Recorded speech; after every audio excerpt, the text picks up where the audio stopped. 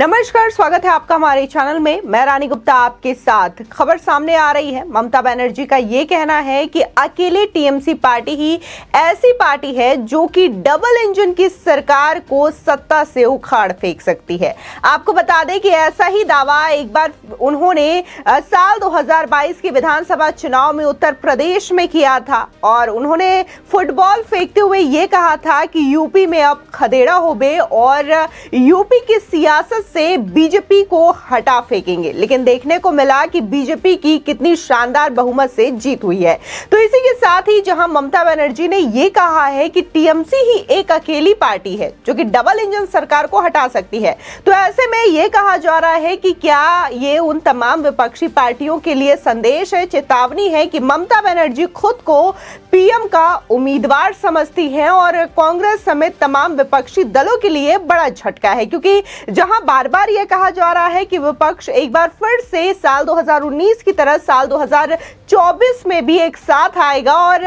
एक साथ चुनाव लड़ेगा और एक चेहरा जो होगा पीएम का वो विपक्ष की ओर से तय किया जाएगा। लेकिन जिस तरीके से ममता बनर्जी ने अब यह ऐलान कर दिया है कि विपक्ष की ओर से टीएमसी ही वही चेहरा है, यानी कि अपने जाहिर तौर से ममता बनर्जी ने खुद को आगे रखा है पीएम कैंडिडेट के तौर पर, तो क्या ये उन तमाम पार्टियों के लिए बड़ा झटका होगा जो कि कहीं ना कहीं अपने आप को पीएम पद का उम्मीदवार मान रहे थे। बता दें, राहुल गांधी भी कहीं ना कहीं जो उन्होंने भारत जोड़ो यात्रा की है उसका भी मकसद यही रहा है कि साल 2024 में अपनी वो साख बचा पाए और कांग्रेस पार्टी एक बार फिर से सत्ता में वापसी कर सके लंबे अंतराल के बाद। तो वहीं अगर हम नीतीश कुमार की बात करें तो नीतीश कुमार की पार्टी का भी यही कहना है, जेडीयू का, कि नीतीश कुमार जो है वो बढ़िया पीएम कैंडिडेट हो सकते हैं। तो वहीं ममता बनर्जी का ये रुख सामने आ रहा है। तो फिलहाल इसको लेकर के अभी भी जो चीजें हैं वो क्लियर नहीं हो पा रही है कि विपक्ष की ओर से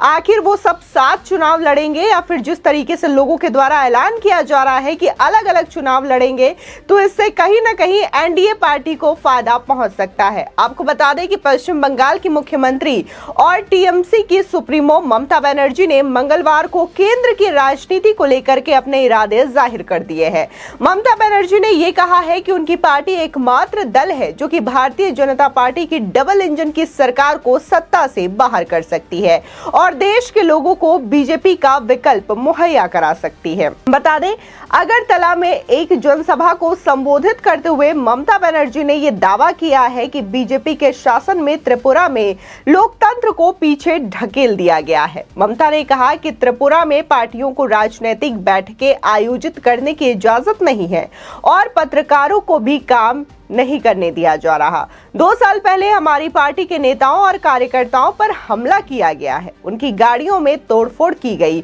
उनमें से कुछ को अवैध रूप से सलाखों के पीछे डाल दिया गया है। राज्य में लोकतंत्र के हालात बेहद खराब हैं और हमारे नेताओं और सदस्यों को गलत कार्यों का विरोध करने के लिए यातनाएं दी गई हैं। ममता ने सूबे की सरकार पर मंच से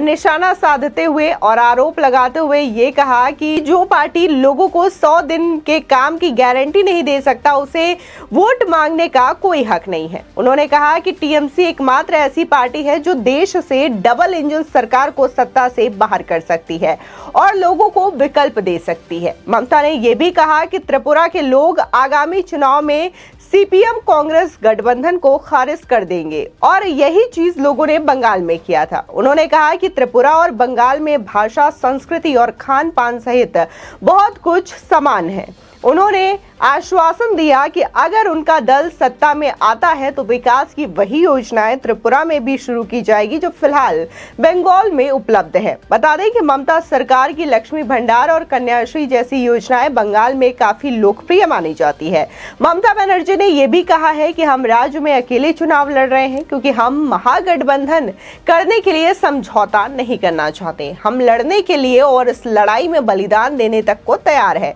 माना जा रहा है कि ममता का ये रवैया उन विपक्षी दलों की टेंशन बढ़ा सकता है जिनके नेता केंद्र में अपने लिए बड़ी भूमिका देख रहे हैं। आपको बता दें, जहां उन्होंने सीधे तौर पर त्रिपुरा के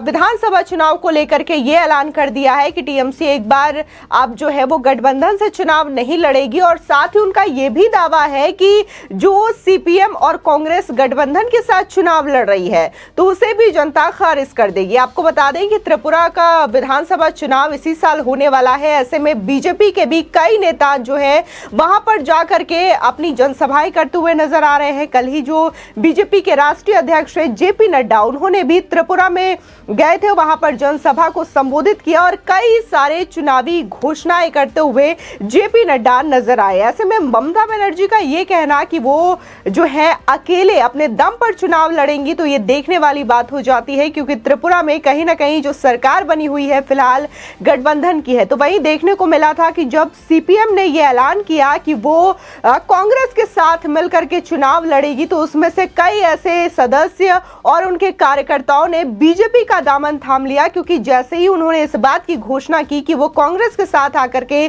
चुनाव लड़ेंगे, कांग्रेस के साथ उन्होंने हाथ मिला लिया है, तो उनके अपने ही कार्यकर्ता उनसे नाराज हो गए और जिसकी वजह से उन्होंने बीजेपी का दामन थाम लिया। फिलहाल अब क्या जनता इस गठबंधन को स्वीकार करती है या नहीं करती है, बड़ा सवाल है। लेकिन ममता बनर्जी ने तमाम विपक्षी पार्टियों को एक बड़ा झटका दे दिया है, ये कह करके कि 2024 का चुनाव हो या फिर 2023 का विधानसभा चुनाव हो, ममता बनर्जी अकेले अपने दम पे चुनाव लड़ेंगी, टीएमसी पार्टी गठबंधन नहीं करेंगी और कहीं ना कहीं वो अपने आप को पीएम उम्मीदवार के चेहरे के तौर पर भी देख रही है। जिस तरीके से उन्होंने त्रिपुरा में जो बातें कही कि उनके तमाम नेताओं को झूठे आरोप लगा करके जेल में डाला गया है, उन्हें परेशान किया जा रहा है, उन्हें यातनाएं दी जा रही है, तो आपको बता दें कि जो बंगाल में लगातार कार्रवाई हो रही है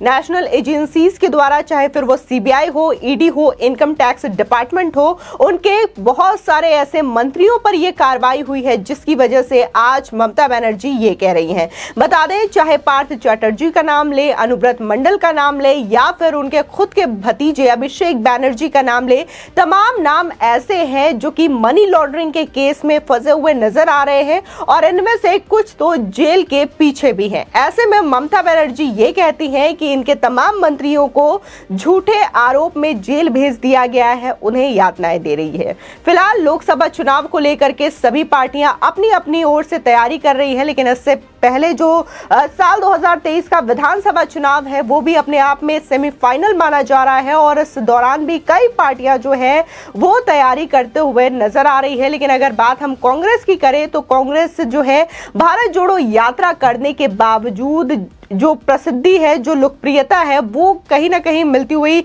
राहुल गांधी को नहीं दिखाई दी है। जो उन्होंने कन्याकुमारी से कश्मीर तक का सफर तय किया तो इस बीच कई सारे ऐसे तस्वीर उनके सामने आई जिसको लेकर के लोग ट्रोल कर रहे हैं और ये सवाल उठा रहे हैं कि कांग्रेस जो है एक बार फिर से सत्ता में वापसी नहीं कर सकती, यानी कि 2024 में कांग्रेस को लोग जो है वो देश में अगले विकल्प के तौर पर नहीं देख रहे हैं। फिलहाल आपकी इस खबर को लेकर के क्या राय है हमारे कमेंट सेक्शन में जरूर बताएं। आगे की और भी अपडेट के लिए चैनल को सब्सक्राइब करना ना भूलें।